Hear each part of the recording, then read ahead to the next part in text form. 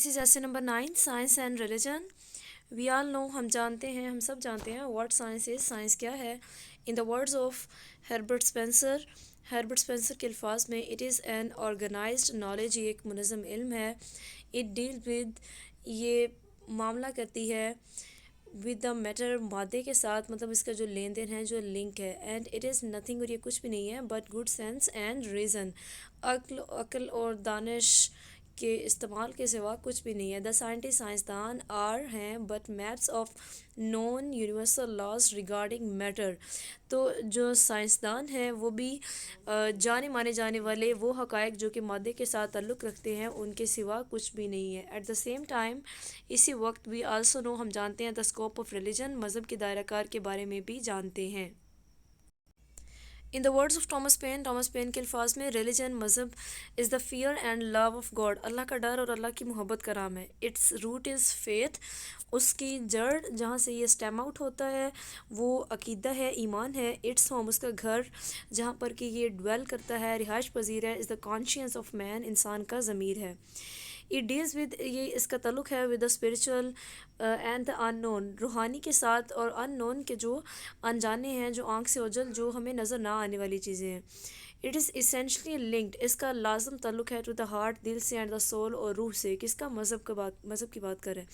Just as science is vitally with the head, जैसे कि science का ताल्लुक़ आपके जहन के साथ है, इसी तरह से रिलीजन, मज़हब का ताल्लुक़ आपकी रूह के साथ है. It is the pursuit of all that is high and holy, ये तलाश है, जुस्तजू है उस सब की जो कि मुक़द्दस है, जो कि बरतर है, हमारी अक्ल से बाला है. The stress of science, science का ज़ोर, इसका emphasis is on this world, इस दुनिया पे है. While the stress of religion, जबकि मज़हब का emphasis is on the other worldness, दूसरी दुनिया पे है, जो लाइफ हेयर आफ्टर, उस पे.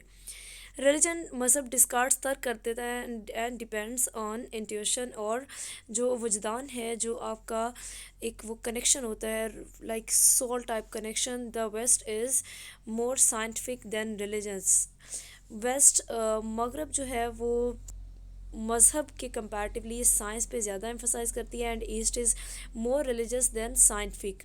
तो जो मशरक़ है वो साइंस से ज़्यादा मज़हब पे स्ट्रेस करते हैं, मज़हब को अहमियत देते हैं. सो इस तरह से the scope of science, science का दायराकार is different from that of religion, मज़हब के दायराकार से मुख्तलिफ है.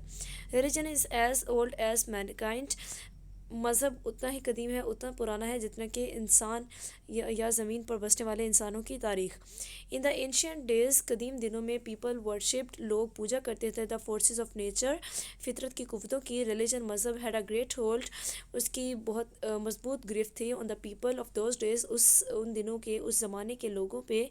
एवरी हैपनिंग, हर कोई वाक़या जो उनकी लाइफ में होने वाला इंसिडेंट, वाज एट्रीब्यूटेड, मंसूब किया जाता था, to the doing of God, अल्लाह के काम या डिविनिटी की तरफ उसको मंसूब किया जाता था. The knowledge of science, science का इल्म, इज़ नॉट वेरी ओल्ड, बहुत पुराना नहीं है. व्हेन इट केम, जब ये आई, it tried to explain everything, इसने हर एक चीज़ की वजाहत करने की कोशिश की.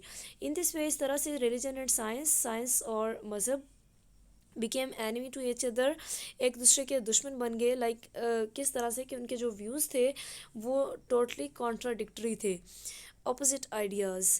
There was a strife between reason and faith. Reason and faith, reason जो आपकी समझ बूझ है, faith जो आपका अकीदा है, इन दोनों के दरमियान एक कशमकश थी.